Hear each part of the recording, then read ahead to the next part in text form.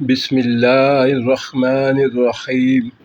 رسول اللہ صلی اللہ علیہ وآلہ وسلم نے فرمایا، سچائی کو اختیار کرو کیونکہ سچائی نیکی کی طرف رہنمائی کرتی ہے اور نیکی جنت کی طرف رہنمائی کرتی ہے۔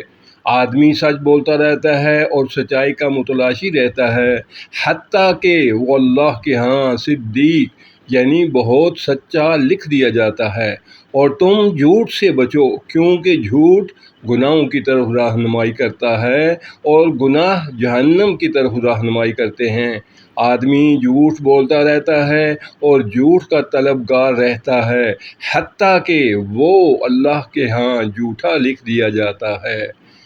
صحیح البخاری۔